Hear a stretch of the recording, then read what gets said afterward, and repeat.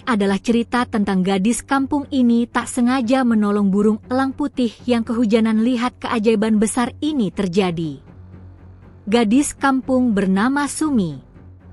Kabut tipis masih menggantung di atas persawahan ketika Sumi melangkah perlahan menyusuri pematang. Kakinya yang ramping penuh lumpur, namun wajahnya tetap tenang.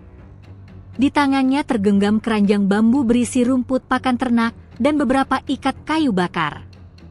Pagi belum sepenuhnya terang, tapi Sumi sudah memulai harinya, seperti hari-hari sebelumnya, tanpa keluhan, tanpa harapan besar, hanya kewajiban hidup yang harus dijalani. Sumi adalah gadis kampung berusia 19 tahun. Tubuhnya kurus, kulitnya sawo matang terbakar matahari, dan rambut hitamnya selalu diikat sederhana. Ia tinggal di sebuah desa kecil di kaki hutan, jauh dari keramaian kota.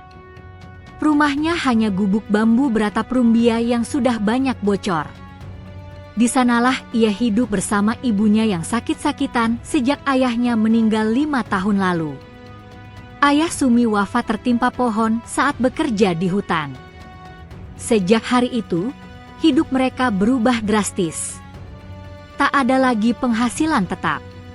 Tak ada lagi tawa hangat di malam hari. Yang tersisa hanya Sumi dan ibunya, bertahan dengan sisa-sisa tenaga dan kesabaran. "Endak apa-apa, Bu."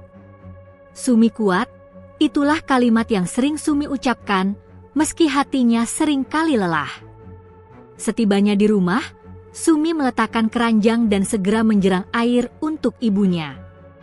Nafas ibunya sering sesak di pagi hari.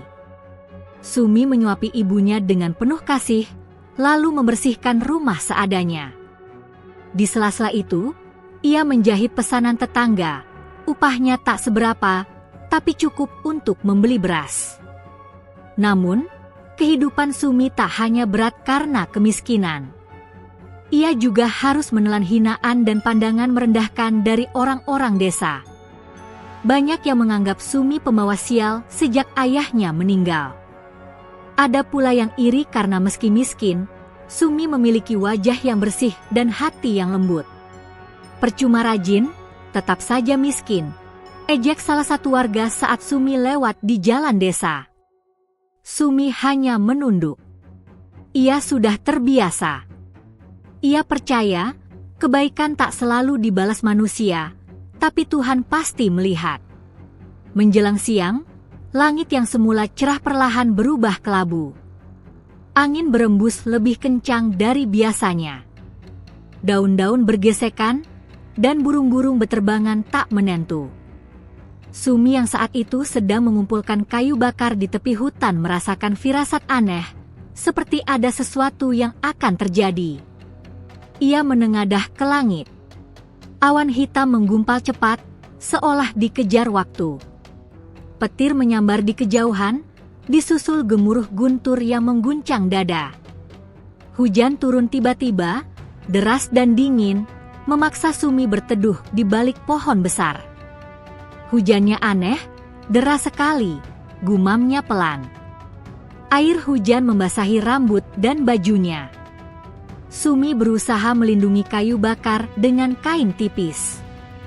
Saat itulah, di antara suara hujan dan angin, ia mendengar suara lain, lemah, nyaris tertelan badai. Suara itu seperti jeritan. Sumi menegakkan tubuhnya. Matanya menyapu sekeliling. Awalnya ia ragu. Mungkin hanya perasaannya. Namun suara itu terdengar lagi, lebih jelas, berasal dari arah semak belukar tak jauh dari tempatnya berteduh. Jantung Sumi berdegup kencang. Banyak orang percaya hutan itu angker, apalagi saat hujan badai. Tapi suara itu terdengar penuh penderitaan. Tanpa berpikir panjang, Sumi melangkah mendekat, menyingkirkan ranting dan semak basah. Dan di sanalah ia melihatnya. Seekor elang putih besar tergeletak di tanah, sayapnya terkulai, bulunya basah kuyup oleh hujan. Tubuhnya gemetar hebat.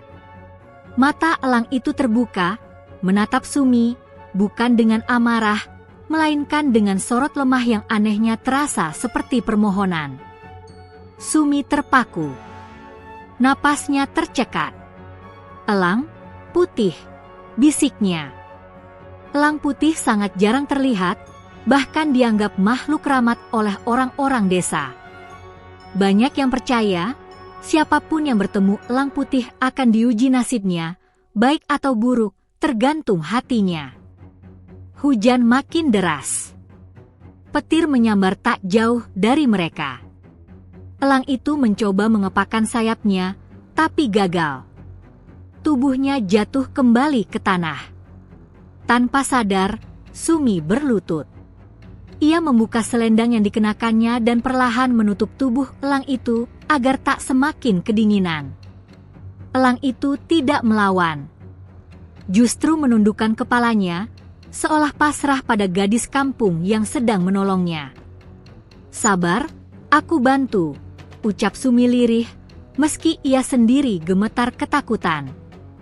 Keputusan itu, menolong elang putih di tengah hujan badai, akan menjadi awal dari sesuatu yang tak pernah Sumi bayangkan. Sesuatu yang kelak mengubah hidupnya, mengubah desa, dan menghadirkan keajaiban besar yang tak bisa dijelaskan oleh logika manusia. Di tengah hujan yang mengguyur tanpa ampun, tak seorang pun di desa tahu bahwa takdir sedang bergerak, perlahan namun pasti, melalui tangan kecil seorang gadis bernama Sumi. Di bawah hujan, takdir dipertemukan. Hujan turun semakin ganas, seolah langit menumpahkan seluruh isinya ke bumi.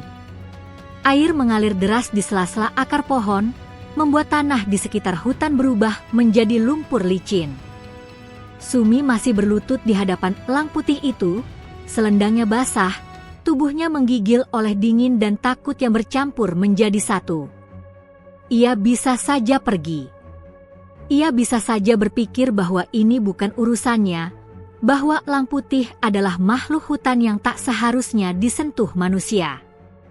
Banyak orang desa akan lari terbirit-birit jika melihat pemandangan ini.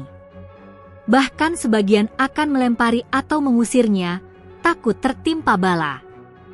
Namun entah mengapa, kaki Sumi terasa berat untuk melangkah pergi.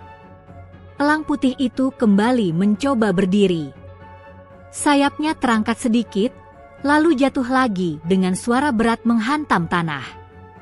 Dari paruhnya keluar suara lirih, bukan teriakan buas, melainkan rintihan yang terdengar seperti tangisan tertahan. Hati Sumi mencelos. "Kasihan," bisiknya. Ia mendekatkan diri, kali ini lebih berani. Tangannya yang gemetar menyentuh bulu elang itu. Dingin. Sangat dingin. Air hujan telah menembus hingga ke lapisan bulu terdalam. Jika dibiarkan, makhluk itu pasti mati kedinginan sebelum malam tiba. Petir kembali menyambar, menerangi tubuh elang putih itu sekejap. Dalam kilatan cahaya, Sumi melihat sesuatu yang membuatnya terhenyak. Tak ada luka parah, tak ada darah. Elang itu tampak sehat, hanya terlalu lama kehujanan, seolah sengaja dibiarkan alam mengujinya. "Kenapa kamu ada di sini?" tanya Sumi pelan, seolah elang itu bisa menjawab. Mata elang putih menatapnya lurus. Dalam tatapan itu, Sumi merasakan sesuatu yang aneh, bukan naluri hewan, melainkan kesadaran. Seperti ada jiwa tua yang sedang menilai dirinya. Angin berembus lebih kencang. Pohon-pohon bergoyang keras, ranting-ranting patah dan jatuh di sekitar mereka. Sumi sadar, ia tak bisa berlama-lama di sana. Ia harus mengambil keputusan sekarang juga. Dengan sisa tenaga, Sumi berdiri. Ia memandang ke arah desa. Jaraknya tak terlalu jauh, tapi jalanan licin dan menanjak. Membawa elang sebesar ini pulang jelas berbahaya. Namun meninggalkannya di sini sama saja dengan membiarkannya mati. Kalau memang ini salah, biarlah aku yang menanggungnya, ucap Sumi lirih. Ia melepas keranjang kayu bakar dari punggungnya dan mengikatkan selendang lebih kuat di tubuh elang putih itu. Dengan hati-hati, Sumi menyelipkan sayap elang ke dekat tubuhnya agar tidak terbentur. Tubuh elang itu berat, jauh lebih berat dari yang ia bayangkan. Namun entah bagaimana, Sumi mampu mengangkatnya. Langkah demi langkah ia menuruni jalan setapak menuju gubuk kecil di pinggir hutan, gubuk tua bekas tempat ayahnya dulu beristirahat saat bekerja. Hujan mengguyur wajahnya tanpa ampun. Nafasnya tersengal, lututnya gemetar. Berkali-kali ia hampir terjatuh. Di tengah perjalanan, Sumi mendengar suara orang-orang dari kejauhan. Cepat! Tutup pintu, badai makin parah. Itu hujan aneh, pasti ada tanda buruk. Sumi menunduk lebih dalam, menutup elang itu agar tak terlihat. Jika warga desa tahu ia membawa elang putih, ia bisa diusir atau dianggap membawa malapetaka. Akhirnya, Sumi sampai di gubuk kecil itu. Ia mendorong pintu kayu yang sudah rapuh dan masuk ke dalam. Bau tanah dan kayu basah menyambutnya.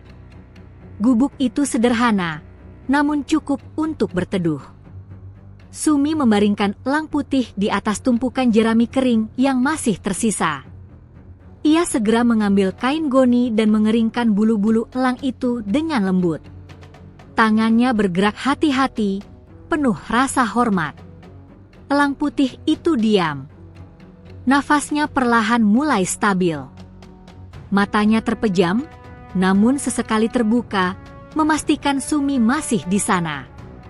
Tenang, kamu aman di sini, kata Sumi pelan, suaranya bergetar oleh dingin dan kelelahan. Ia lalu mengumpulkan ranting kering dan menyalakan api kecil. Cahaya api menari-nari di dinding gubuk, memantulkan bayangan besar elang putih yang terlihat megah meski dalam keadaan lemah. Pemandangan itu membuat Sumi merinding. Di luar, hujan tak kunjung reda. Malam turun lebih cepat dari biasanya. Guntur bergemuruh tanpa henti, seolah langit sedang murka. Sumi duduk di samping elang putih, memeluk lututnya sendiri. Untuk pertama kalinya, rasa takut benar-benar menyelinap ke hatinya. Apa yang sudah aku lakukan? Bisiknya. Ia teringat wajah ibunya. Jika ibunya tahu, pasti akan melarang. Terlintas pula cerita-cerita lama tentang orang yang berurusan dengan makhluk keramat lalu celaka. Namun setiap kali keraguan itu muncul, tatapan elang putih kembali terbayang, tatapan yang penuh kepercayaan. Di tengah kecemasan itu, kelelahan akhirnya mengalahkan Sumi. Matanya perlahan terpejam. Api unggun menyala redup, hujan menjadi nyanyian latar yang berat. Dan di antara tidur dan sadar, Sumi bermimpi. Dalam mimpinya, hujan berhenti. Langit terbuka, memancarkan cahaya putih yang turun perlahan ke bumi. Dari cahaya itu, terdengar suara lembut namun dalam. Tidak semua manusia lulus ujian hujan. Sumi mencoba menoleh, namun tubuhnya terasa ringan, seolah melayang. Kau menolong tanpa bertanya siapa aku, tanpa meminta balasan. Cahaya itu semakin terang, membentuk bayangan elang putih yang membentangkan sayapnya memenuhi langit. Karena hatimu, takdir akan bergerak. Sumi terbangun dengan napas tersengal. Api unggun hampir padam. Hujan masih turun, namun tak sedahsyat tadi. Elang putih di hadapannya kini duduk tegak, bulu-bulunya mulai mengering, dan matanya terbuka lebar, berkilau diterpa cahaya api. Untuk sesaat, Sumi dan elang putih saling menatap dalam diam. Di sanalah, di gubuk kecil yang nyaris roboh, ikatan tak kasat mata mulai terjalin. Ikatan antara gadis kampung sederhana dan makhluk yang menyimpan rahasia besar. Tanpa Sumi sadari, malam itu bukan sekadar malam hujan.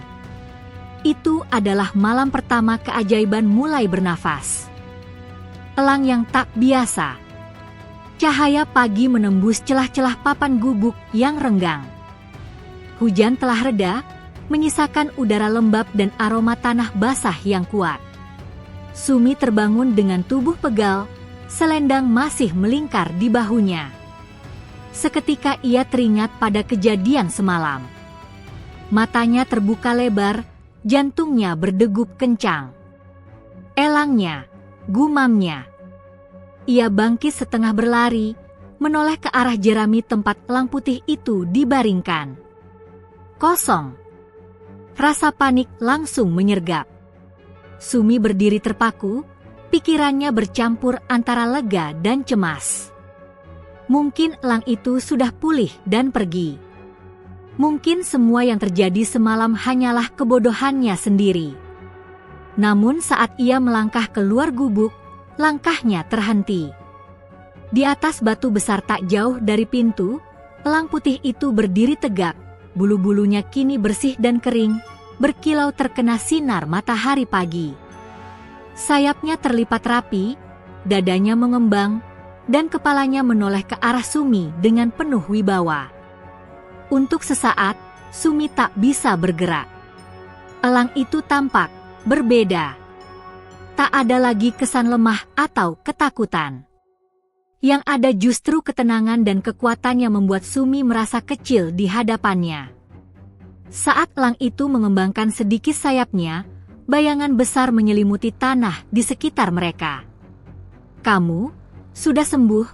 tanya Sumi pelan, nyaris berbisik. Elang putih itu menatapnya lama.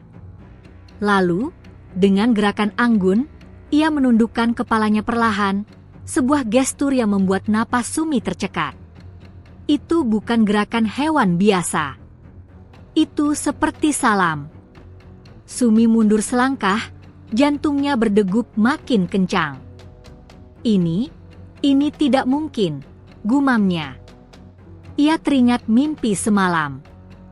Cahaya putih. Suara yang berbicara.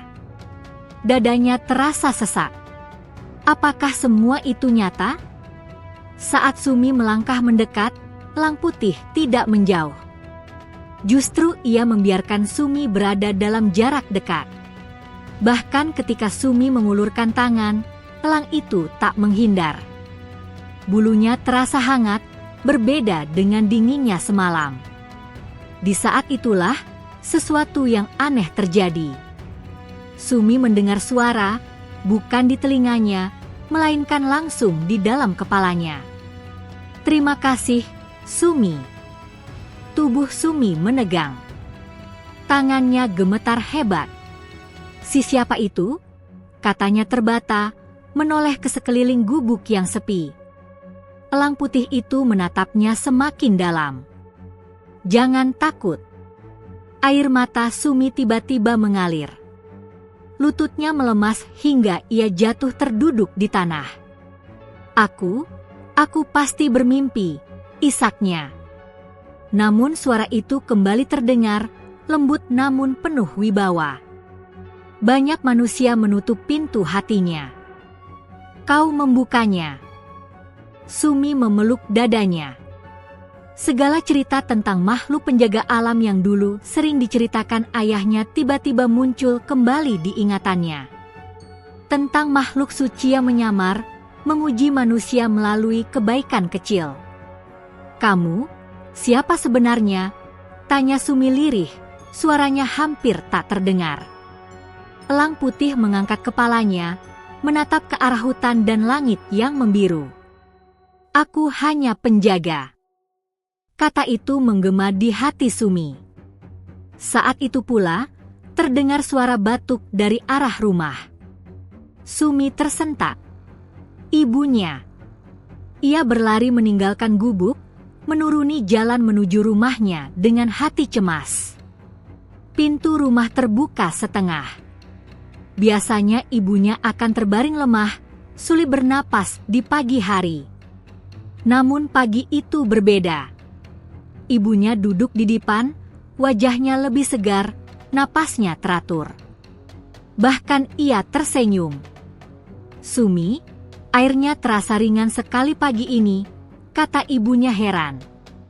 Sumi menatap ibunya tak percaya. Ia mendekat, memegang tangan ibunya. Hangat. Tidak dingin seperti biasanya. Bu, ibu merasa lebih baik, tanya Sumi dengan suara bergetar. Ibunya mengangguk perlahan. Entah kenapa. Seperti beban di dada ibu hilang. Air mata Sumi kembali jatuh. Ia menoleh ke arah jendela. Dari kejauhan, di tepi hutan, elang putih itu tampak berdiri di atas dahan tinggi, mengawasi rumah mereka. Hari itu, keanehan tak berhenti di situ. Sumur tua yang selama ini hampir kering tiba-tiba mengeluarkan air jernih. Tanaman cabai yang layu mendadak tegak. Seekor ayam sakit yang hampir mati kembali berkokok. Tetangga mulai berbisik. Ada apa dengan rumah Sumi? Aneh, sejak pagi kok terasa berbeda. Sumi hanya diam. Ia tahu, semua ini bukan kebetulan. Namun hatinya juga dipenuhi ketakutan. Jika orang-orang tahu tentang elang putih itu, apa yang akan terjadi? Sore harinya, Sumi kembali ke gubuk di tepi hutan. Elang putih masih di sana. Saat Sumi duduk di hadapannya, suara itu kembali hadir. Keajaiban bukan hadiah, Sumi. Apa maksudmu? Tanya Sumi. Itu amanah. Elang putih menjelaskan bahwa badai semalam adalah ujian. Banyak manusia memilih menutup pintu dan mengusir yang lemah. Hanya sedikit yang lulus. Sumi adalah salah satunya. Namun ujianmu belum selesai. Sumi menunduk. Dadanya terasa berat. Apa yang harus aku lakukan? Tanyanya.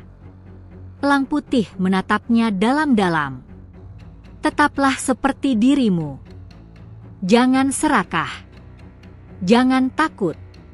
Karena manusia sering gagal bukan karena miskin, tetapi karena tamak. Angin sore berhembus pelan. Daun-daun berguguran di sekitar mereka. Sumi mengangguk perlahan, meski belum sepenuhnya mengerti apa yang menantinya. Saat matahari tenggelam, elang putih mengepakkan sayapnya dan terbang mengitari langit desa. Bayangannya melintas di atas atap rumah warga, membuat beberapa orang menengadah dengan rasa takut dan takjub. Dan di dalam hatinya, Sumi tahu satu hal dengan pasti. Sejak hari itu, hidupnya tak akan pernah kembali sama. Elang putih itu bukan makhluk biasa. Dan dirinya, gadis kampung sederhana, telah dipilih oleh takdir yang jauh lebih besar dari yang mampu ia bayangkan. Keajaiban kecil yang mengguncang desa. Desa kecil itu bangun dengan perasaan yang tak biasa. Udara pagi terasa lebih sejuk, langit tampak lebih cerah, dan sinar matahari menyentuh atap-atap rumah dengan lembut. Namun di balik ketenangan itu, kegelisahan mulai bersemi di hati banyak orang. Sumi berjalan menyusuri jalan tanah menuju sumur umum dengan membawa timba. Setiap langkahnya terasa diawasi. Beberapa ibu-ibu yang biasanya cuek kini menatapnya lama, berbisik satu sama lain. Sumi menunduk, berpura-pura tak mendengar. Sejak kemarin air sumur di dekat rumah Sumi kok jadi deras, ya? Bisik seorang wanita. Iya. Padahal sumur itu hampir kering, sahut yang lain. Sumi berhenti sejenak di depan sumur. Ia menimba air perlahan. Airnya jernih, dingin, dan berkilau terkena cahaya matahari. Ia menatap pantulan wajahnya sendiri di permukaan air, wajah gadis sederhana yang kini memikul rahasia besar. Saat ia mengangkat timba, tiba-tiba tali timba yang sudah lama rapuh tak putus seperti biasanya. Padahal beberapa hari lalu, tali itu nyaris hancur.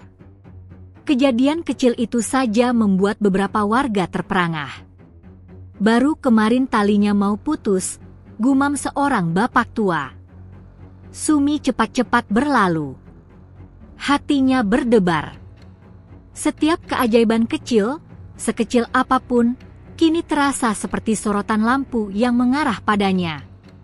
Di rumah, ibunya tampak lebih segar dari biasanya. Bahkan ia sudah mampu bangun sendiri dan membersihkan halaman. Sumi berkali-kali memohon ibunya agar beristirahat, tapi ibunya hanya tersenyum. Entah kenapa badan ibu ringan, "Nak," kata ibunya. Seperti diberi tenaga baru. Sumi memeluk ibunya. Di dalam hatinya, ia bersyukur sekaligus takut. Elang putih telah memperingatkan, keajaiban bukan untuk dipamerkan. Menjelang siang, kejadian demi kejadian membuat desa semakin heboh. Sawah Pak Wiryo yang semalam terendam air kini justru menjadi paling subur. Padi yang hampir mati kembali tegak. Sementara di ladang lain, hasil panen tetap biasa saja. Itu pasti ada hubungannya dengan Sumi, celetuk seseorang di tengah kerumunan. "Ah, jangan asal bicara," sahut yang lain. Tapi memang aneh. Kabar pun sampai ke telinga Pak Lurah Dharma, kepala desa yang dikenal licik dan haus pengaruh. Dari balik jendela rumah besar beratap genteng, ia mengamati desa dengan mata menyipit. Panggil dukun kampung, perintahnya pada seorang suruhan. "Aku ingin tahu apa yang sebenarnya terjadi." Sementara itu, Sumi kembali ke gubuk di tepi hutan. Elang putih sudah menunggunya di atas batu besar. Angin berhembus lembut, membuat bulu-bulunya bergoyang seperti perak hidup. "Mereka mulai curiga," kata Sumi lirih, duduk di hadapan elang itu. "Aku takut." Suara itu kembali hadir di benaknya. Kecurigaan adalah awal dari ujian yang lebih berat. "Apa yang harus aku lakukan?" tanya Sumi. "Tetap rendah hati. Jangan melawan dengan amarah." Namun keheningan hutan tiba-tiba pecah oleh langkah kaki. Beberapa pemuda desa muncul di kejauhan. Mereka membawa golok dan obor, bukan untuk menyerang, tapi jelas bukan pertanda baik. Sumi berdiri panik. "Pergilah," bisiknya pada elang putih. Elang itu menatap Sumi sejenak, lalu mengepakkan sayap dan terbang tinggi, menghilang di balik pepohonan tepat sebelum para pemuda itu tiba. "Kami dengar kamu sering ke sini, Sumi," kata salah satu dari mereka dengan nada curiga. "Katanya ada burung aneh." Sumi menggeleng. "Aku hanya mengambil kayu bakar." Mereka mengamati sekeliling, tak menemukan apapun. Namun pandangan curiga tak hilang dari mata mereka. Sore hari, Pak Lurah Dharma mengumpulkan warga di balai desa. Dengan suara lantang dan penuh pengaruh, ia menanamkan ketakutan. "Akhir-akhir ini banyak keanehan," katanya. "Kita harus waspada. Bisa jadi ada ilmu hitam atau makhluk yang membawa bala." Tatapan warga tanpa sadar mengarah pada Sumi yang duduk di sudut, menggenggam tangan ibunya. "Kalau memang ada yang tahu, lebih baik mengaku sebelum desa ini celaka," lanjut Pak Lurah. Jantung Sumi berdegup keras. Ia ingin berdiri, ingin berkata bahwa ia tak berniat jahat. Namun suara elang putih terngiang di kepalanya, "Jangan melawan dengan amarah." Malam turun dengan suasana mencekam. Di rumah kecilnya, Sumi duduk termenung di depan pelita. Di luar, angin membawa bisik-bisik ketakutan manusia. Tiba-tiba, cahaya putih melintas di langit. Beberapa warga berteriak ketakutan, menunjuk ke arah hutan. Elang putih terbang melingkari desa, sayapnya memantulkan cahaya bulan. Tidak menyerang, tidak mengancam, hanya hadir. Anehnya, malam itu tak ada satupun bencana. Justru hujan turun perlahan, menyuburkan tanah. Api pelita tak padam. Anak-anak tertidur nyenyak. Namun ketenangan itu justru memperdalam rasa takut manusia. Dan Sumi tahu, mulai saat itu, ia bukan lagi sekadar gadis kampung miskin.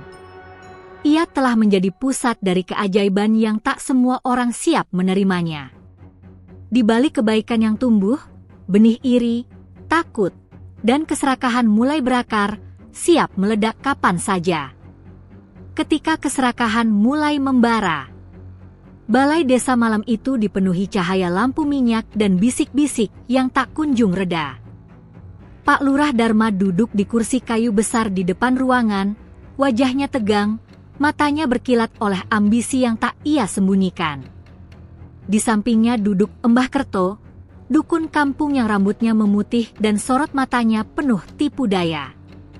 Apapun yang terbang di atas desa itu bukan burung biasa, ujar Pak Lurah membuka pembicaraan.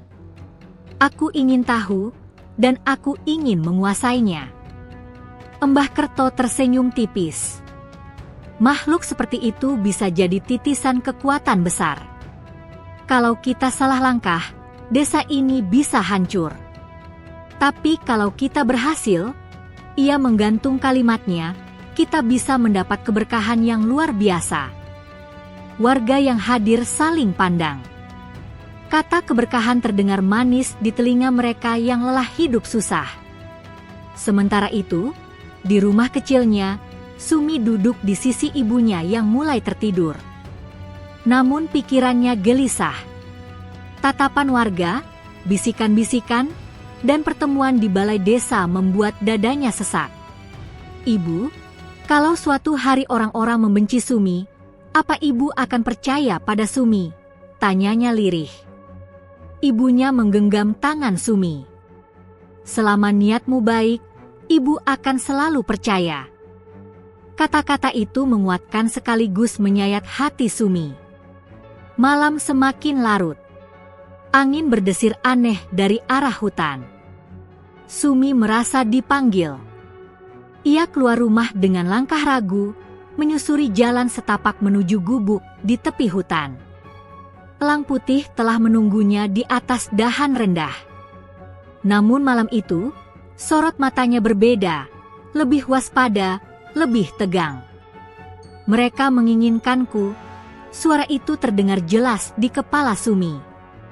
Apa yang harus kita lakukan? Tanya Sumi, suaranya bergetar. Keserakahan manusia selalu datang dengan alasan kebaikan. Belum sempat Sumi menjawab, terdengar suara ranting patah. Dari balik pepohonan, beberapa bayangan bergerak. Obor menyala. Sumi membeku. Ke sana. Aku lihat cahayanya dari sini, teriak seseorang. Pak Lurah Dharma muncul bersama beberapa pria. Di belakangnya, Embah Kerto membawa buntalan kain dan sesajen. Elang itu ada di sini, seru Pak Lurah. Tangkap. Elang putih mengepakkan sayapnya, namun belum terbang. Ia menatap Sumi seolah meminta izin. Pergi, teriak Sumi sambil menahan air mata. Terlambat. Salah satu pria melempar jaring. Elang putih melompat, sayapnya menyambar udara, namun ujung sayapnya tersangkut ranting. Jaring menutup separuh tubuhnya. Elang itu mengeluarkan suara keras, bukan jeritan, melainkan raungan yang membuat tanah bergetar. Angin berputar kencang. Obor-obor hampir padam. Para pria terjatuh satu persatu. Ini tanda. Ini makhluk sakti. Teriak Embah Kerto, bukannya mundur, justru semakin bernafsu. Sumi berlari ke depan, berdiri di antara elang putih dan para pria. Jangan! Dia tidak jahat, teriaknya. Pak Lurah Dharma menatap Sumi tajam. Kau tahu apa ini, Sumi? Dengan makhluk ini, desa kita akan makmur. Kau hanya gadis miskin. Jangan menghalangi. Kata-kata itu menusuk lebih tajam dari pisau. Elang putih mengeluarkan cahaya redup dari bulu-bulunya. Tanah bergetar lagi. Namun tiba-tiba cahaya itu meredup. Elang itu terjatuh, sayapnya terluka oleh jaring dan ranting. Sumi menjerit. Ia memeluk tubuh elang putih yang berat dan hangat. "Ambil saja aku," katanya sambil menangis. "Lepaskan dia." Untuk sesaat, semua terdiam. Namun keserakahan mengalahkan rasa takut. Embah Kerto melangkah maju, mengangkat jimatnya. Makhluk ini harus dikurung sebelum kekuatannya hilang. Di saat itulah, langit kembali bergemuruh. Petir menyambar sangat dekat, membuat semua orang terkejut. Elang putih mengeluarkan satu kepakan terakhir yang kuat, melepaskan diri dari jaring, namun luka di sayapnya jelas parah. Ia terbang tertatih ke arah hutan terdalam. Cahaya putihnya memudar di kejauhan. Hutan kembali sunyi. Para pria terpaku, sebagian ketakutan, sebagian kecewa. Pak Lurah Dharma mengepalkan tangan. "Kau tahu akibat perbuatanmu, Sumi," katanya dingin. "Jika desa ini terkena bala, kau yang bertanggung jawab." Sumi terduduk di tanah, tubuhnya gemetar, air matanya jatuh tanpa suara. Ia merasa gagal. Ia merasa telah mengecewakan makhluk yang ia lindungi. Malam itu, keajaiban berhenti. Angin hangat berubah dingin. Air sumur kembali surut.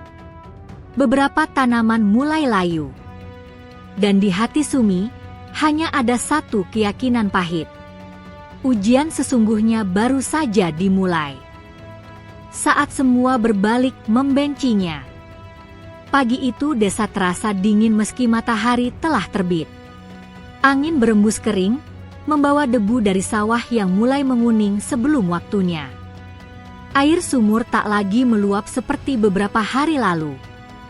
Warga saling pandang dengan wajah cemas, dan satu nama berputar dari mulut ke mulut. Sumi. Ia berjalan pelan menuju pasar kecil desa, membawa keranjang kosong. Setiap langkahnya diiringi tatapan tajam. Tak ada lagi senyum ramah, tak ada sapaan hangat. Yang ada hanyalah bisikan dan tuduhan. Itu dia. Sejak dia dekat dengan burung itu, desa jadi begini. Benar kata Pak Lurah, dia pembawa sial. Sumi menunduk.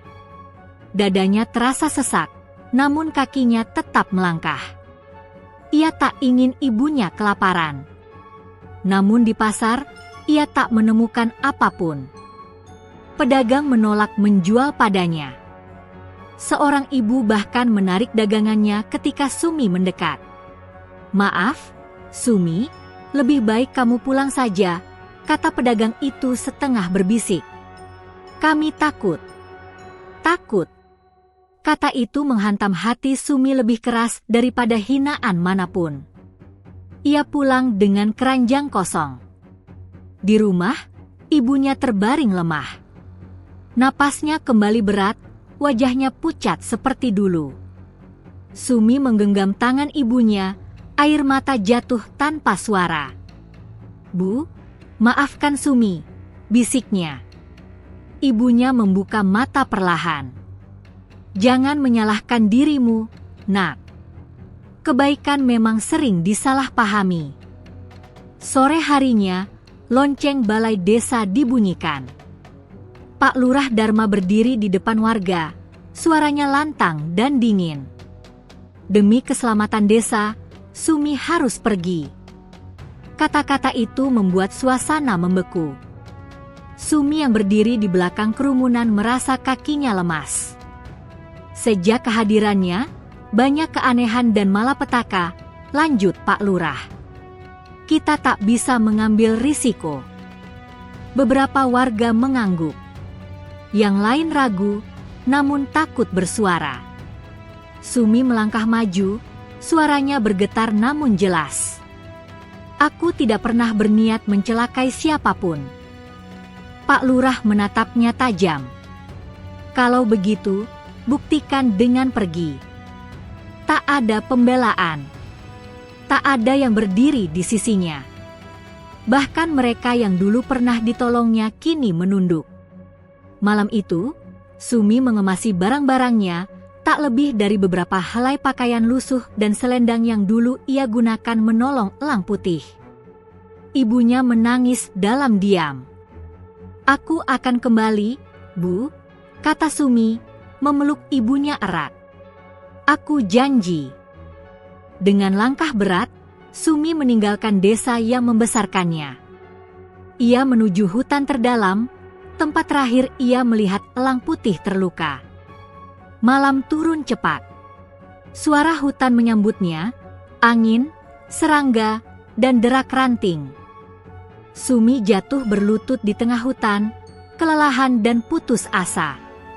"Maafkan aku gagal," tangisnya pecah. Air matanya membasahi tanah. Di saat itulah, angin berhenti. Hutan menjadi sunyi. Cahaya putih redup muncul di antara pepohonan.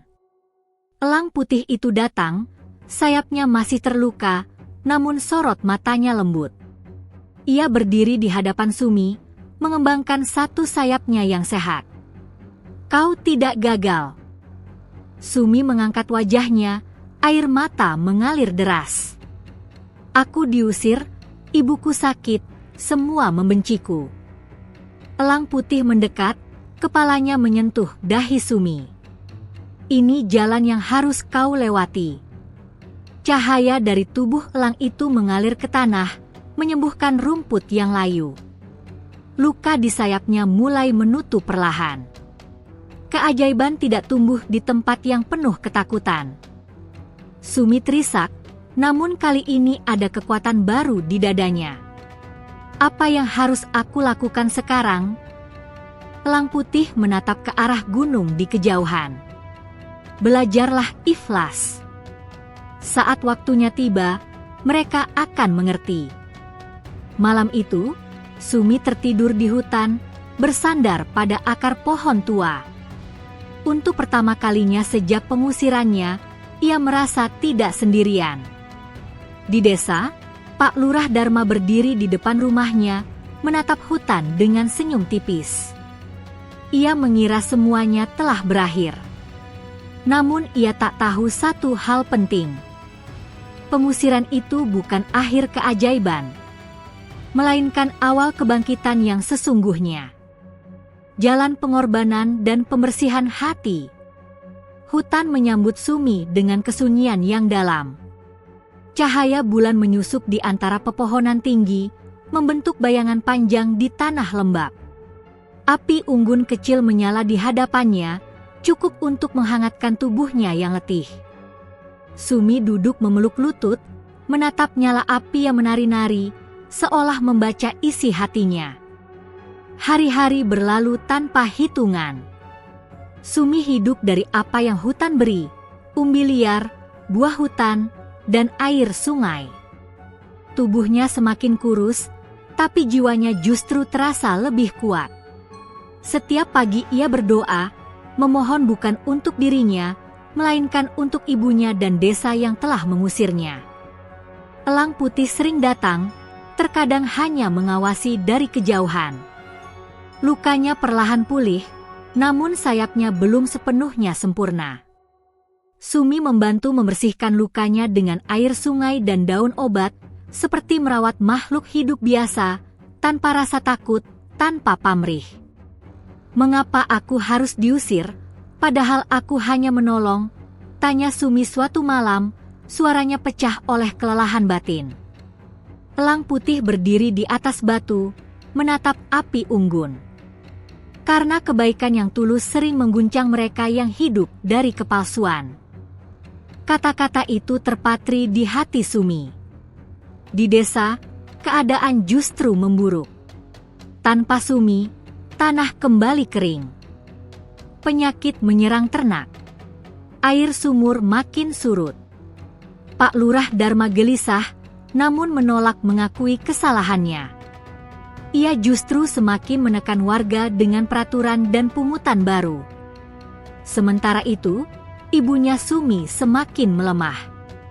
Dalam kesunyian rumah, ia berdoa dengan suara lirih, memanggil nama anaknya setiap malam. Di hutan, Sumi merasakan sesuatu yang berubah dalam dirinya. Doanya terasa lebih khusyuk, hatinya lebih lapang. Suatu malam, elang putih membawa Sumi ke sebuah mata air tersembunyi di balik tebing batu. Ini tempat pembersihan, suara itu bergema lembut. Bukan untuk tubuh, tetapi untuk niat. Sumi berlutut di tepi mata air. Airnya dingin dan jernih. Saat ia membasuh wajah, kenangan hidupnya mengalir, kemiskinan, hinaan, ketakutan, dan akhirnya pengusiran. Semua rasa pahit itu mengalir keluar bersama air mata. "Aku tidak ingin balasan apapun," ucapnya tulus. "Aku hanya ingin ibu dan desa selamat." Cahaya putih menyelimuti mata air. Angin berhenti. Elang putih mengepakkan sayapnya, kali ini lebih kuat. "Pengorbananmu diterima." Malam itu, Sumi bermimpi kembali. Ia melihat dirinya berdiri di tengah desa, namun bukan sebagai orang yang diusir, melainkan sebagai penjaga. Di atasnya, elang putih terbang tinggi, bukan untuk disembah, melainkan untuk mengingatkan manusia akan batasnya. Ketika Sumi terbangun, ia merasakan kehangatan di dadanya, bukan kekuatan, melainkan ketenangan yang dalam. Ia tahu, waktunya hampir tiba. Namun ujian terakhir belum datang. Suatu sore, Sumi mendengar suara langkah tergesa dari arah hutan. Seorang anak kecil dari desa muncul, wajahnya pucat. "Kak Sumi." Ibumu sakit parah," teriaknya. Dunia Sumi seakan runtuh. Tanpa berpikir, ia berlari menembus hutan menuju desa yang telah mengusirnya. Elang putih terbang di atasnya, membelah langit senja. Saat Sumi tiba di rumahnya, ibunya terbaring lemah, napasnya tersengal. Warga berkumpul, sebagian terdiam, sebagian menunduk penuh rasa bersalah. Sumi berlutut, menggenggam tangan ibunya. "Bu." Sumi pulang. Ibunya tersenyum lemah. "Ibu tahu, kamu akan kembali." Air mata Sumi jatuh di tangan ibunya. Ia menoleh ke arah warga. "Aku tidak menyimpan dendam," katanya lirih.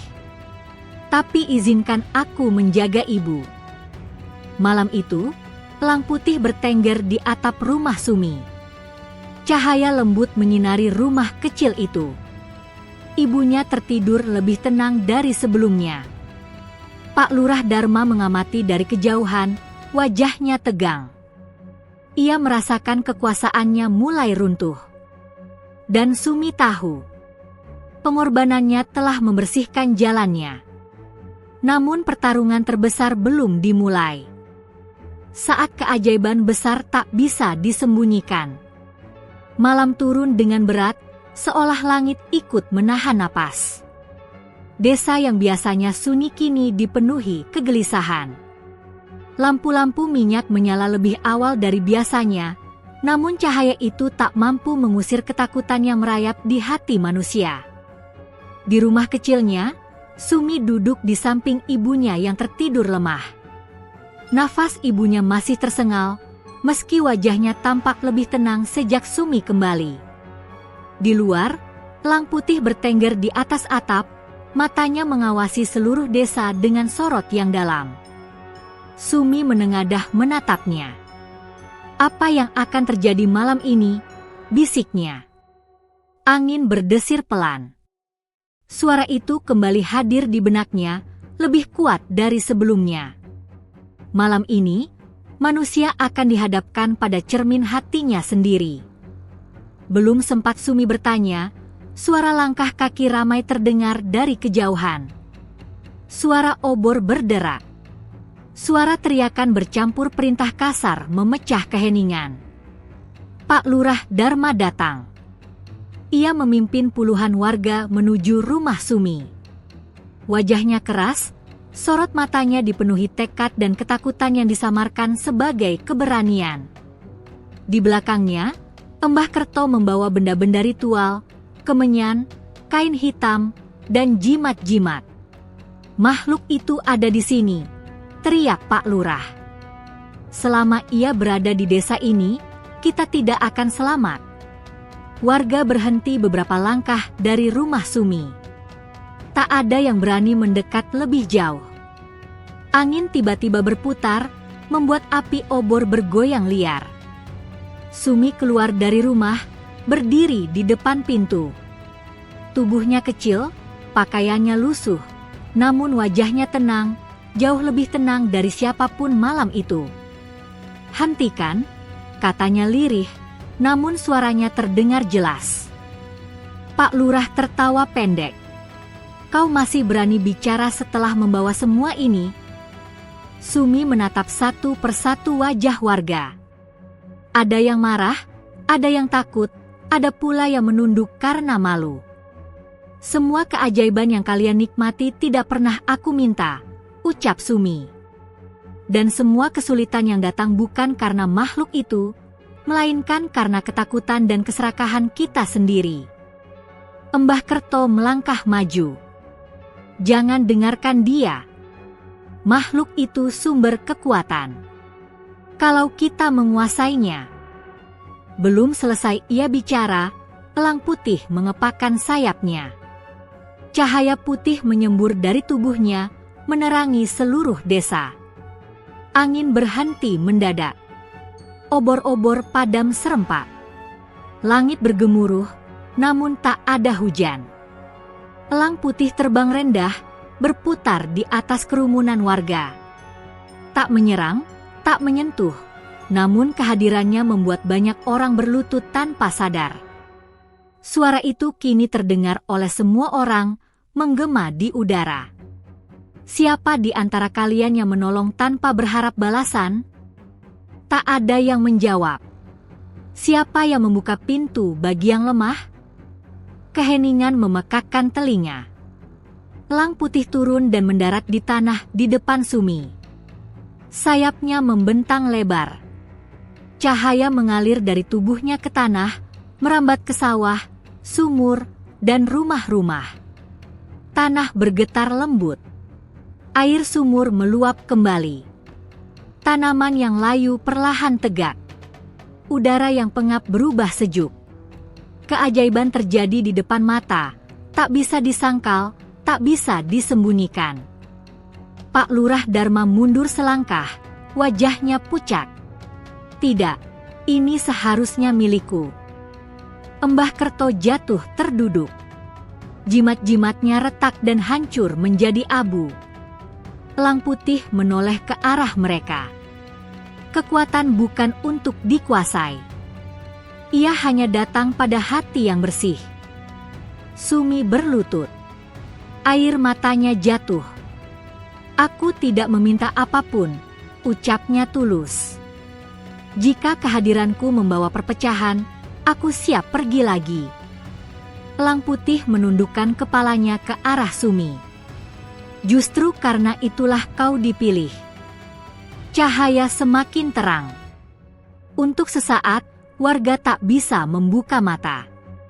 Saat cahaya meredup, elang putih telah berubah, bukan hilang, melainkan menyatu dengan cahaya langit, terbang tinggi hingga hanya tersisa satu bulu putih yang jatuh perlahan ke tangan Sumi. Langit kembali tenang. Desa terdiam. Satu persatu warga berlutut di hadapan Sumi, bukan untuk menyembah, melainkan karena rasa bersalah yang tak tertahankan. Pak Lurah Dharma jatuh terduduk, kekuasaannya runtuh dalam satu malam. Namun Sumi tidak tersenyum. Ia menatap langit dengan hati bergetar. Karena ia tahu, keajaiban terbesar telah terjadi. Namun perubahan manusia baru saja dimulai.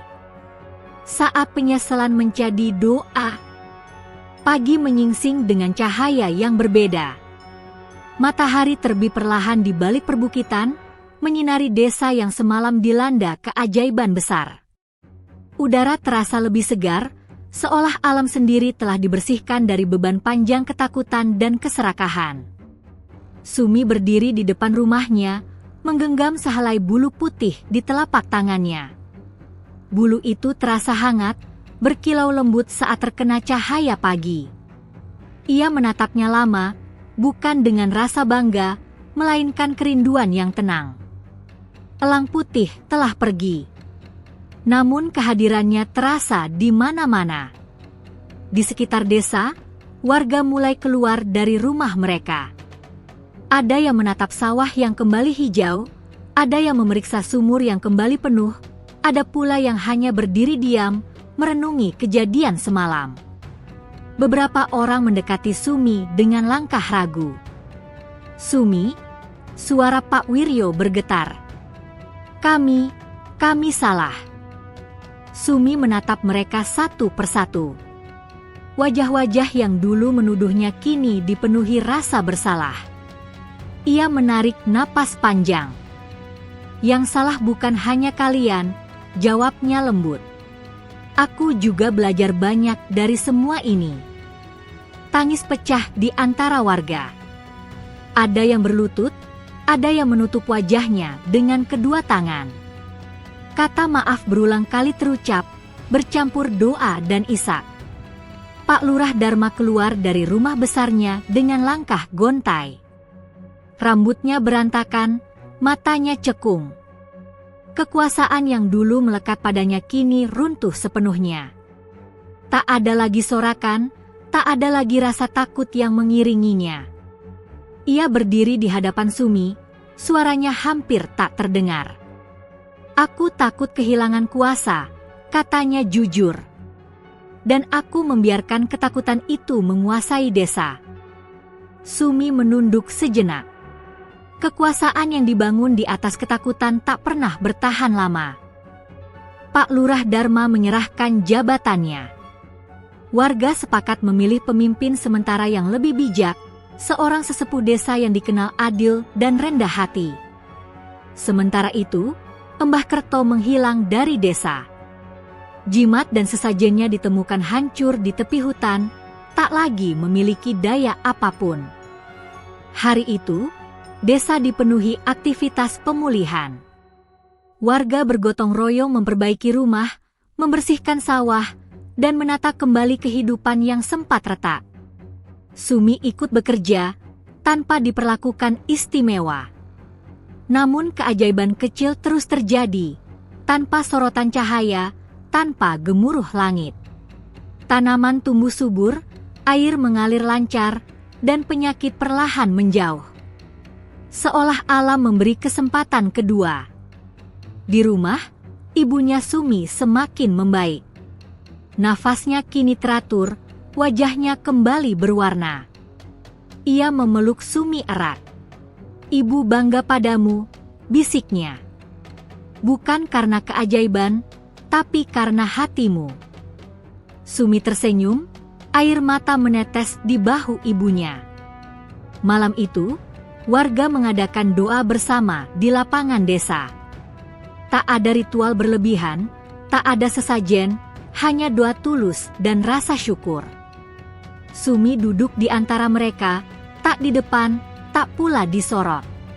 Saat doa dipanjatkan, angin lembut berembus. Di langit, sesaat terlihat bayangan elang putih melintas jauh di ketinggian. Hanya Sumi yang melihatnya. Ia tersenyum kecil. Dalam keheningan itu, suara elang putih terdengar terakhir kali di hatinya. Keajaiban sejati adalah perubahan hati. Sumi menggenggam bulu putih itu erat. Ia tahu, tugasnya belum selesai, namun jalannya kini jelas. Desa telah belajar, dan dirinya pun telah berubah. Bukan menjadi orang berkuasa, melainkan penjaga nilai kebaikan.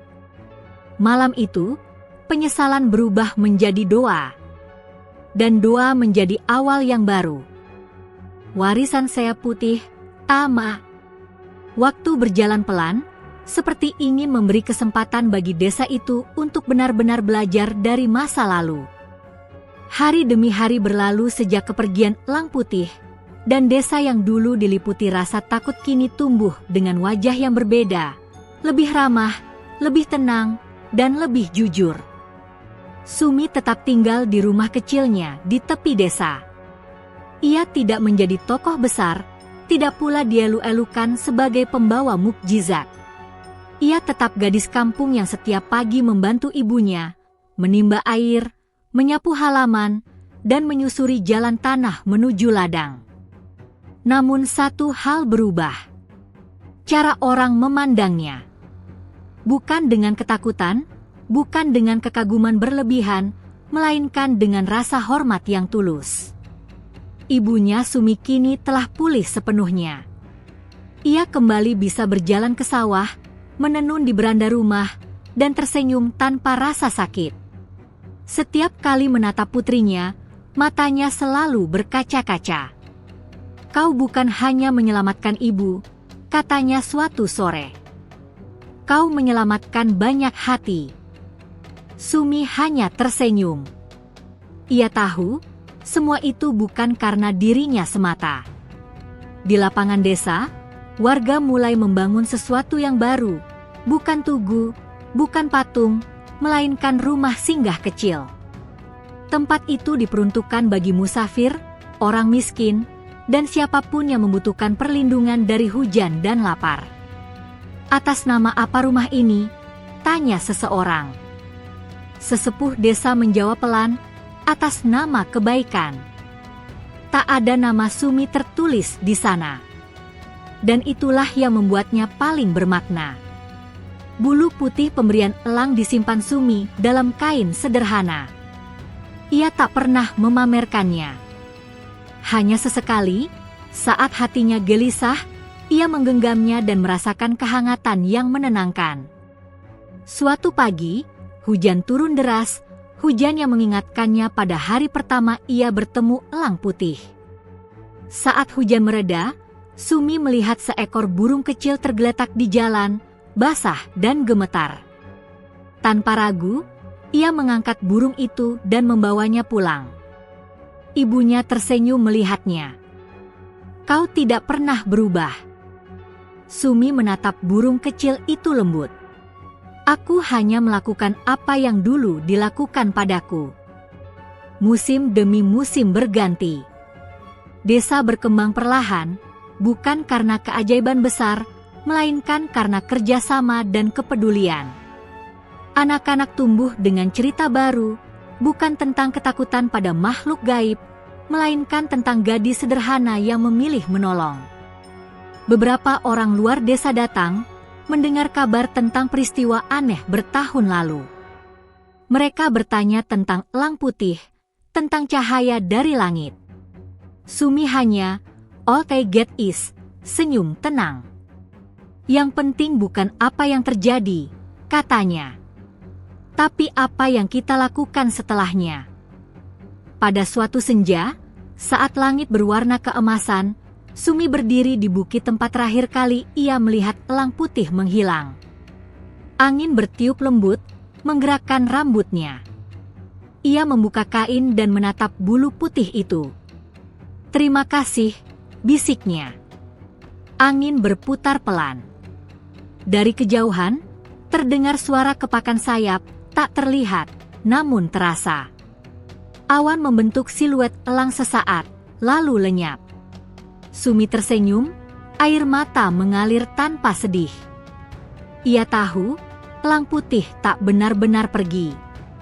Ia hidup dalam setiap perbuatan baik, dalam setiap tangan yang terulur, dan dalam setiap hati yang memilih kasih daripada takut.